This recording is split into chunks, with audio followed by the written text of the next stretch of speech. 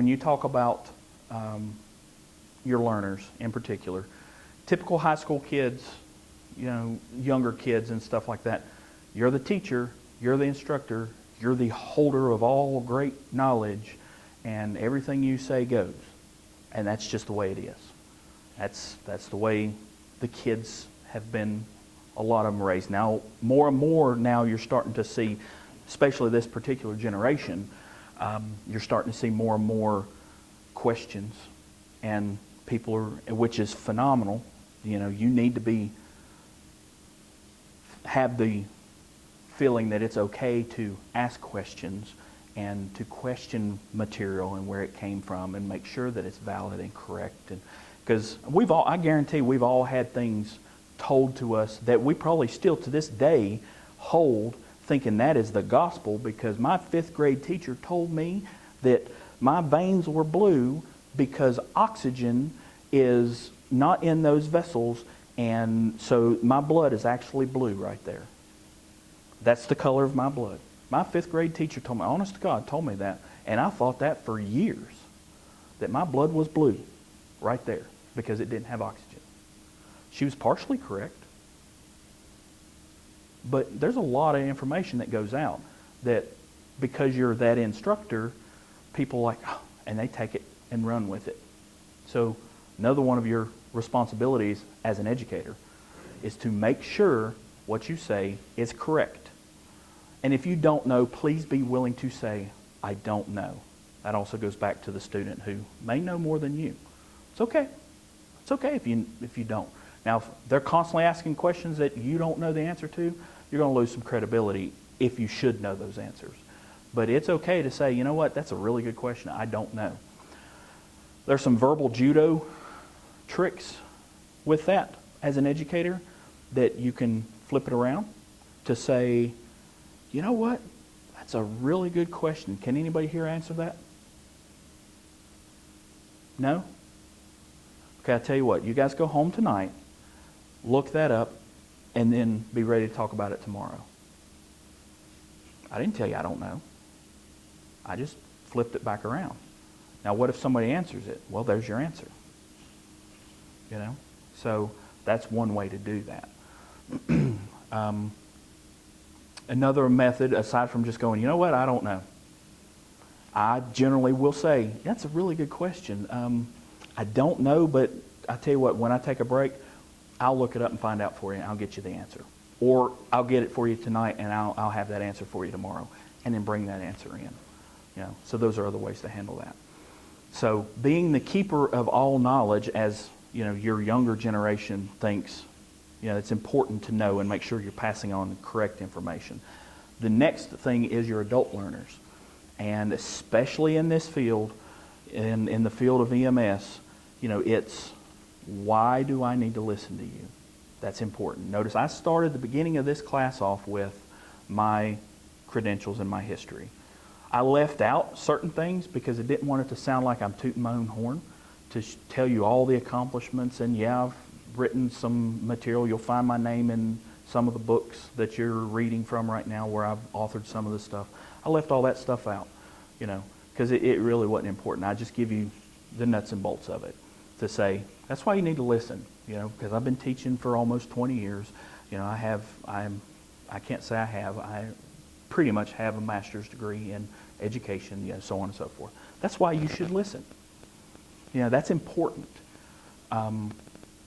There are times where you may be, like Gene was saying, you may be asked to teach a topic that you're really good at, but you've only been doing EMS for 2 years.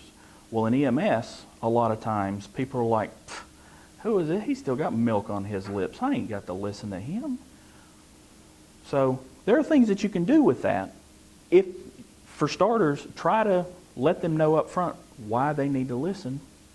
If you have that, for example, my current partner, aside from the fact he's been a paramedic we knew each other 25 years ago and rode on an ambulance as EMT basics and intermediates together.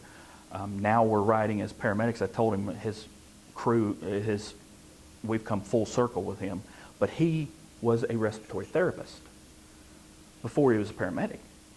So if he was a respiratory therapist, but had only been a paramedic for 2 years or a year, and they asked him to teach the paramedic, his peers, airway management, well, because he was a respiratory therapist for 10 years prior to, that's a pretty good reason to listen to him.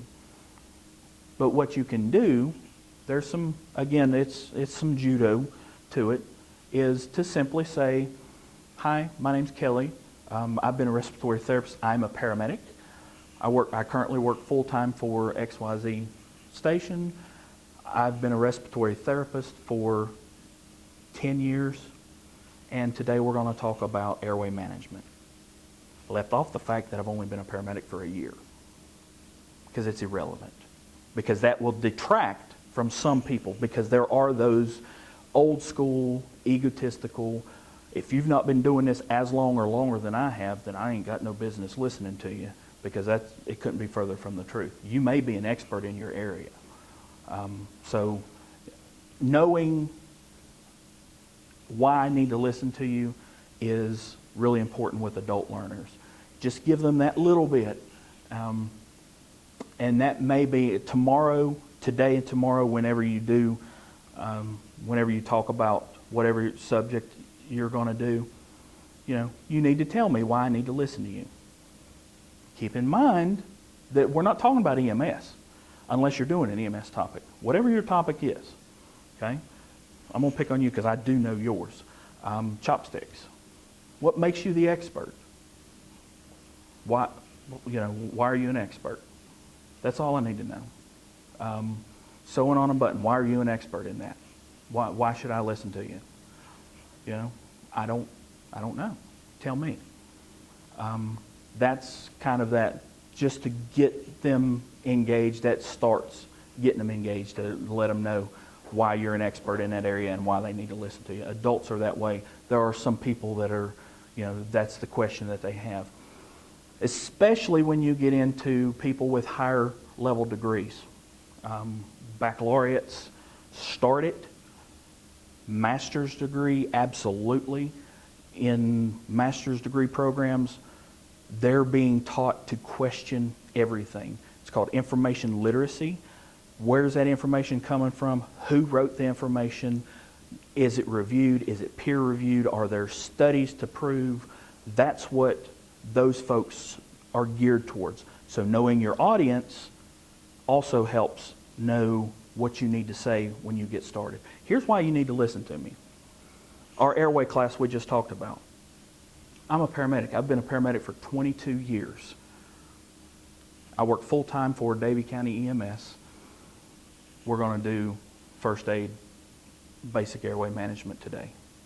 That's pretty much all you need to know. You didn't need to know anything about my educational background and history, because it's totally irrelevant to what's going on. The fact that I'm a paramedic, have been for 20-some years, and I'm teaching something that we do every day, that's a pretty good reason to listen to me. So that helps with that.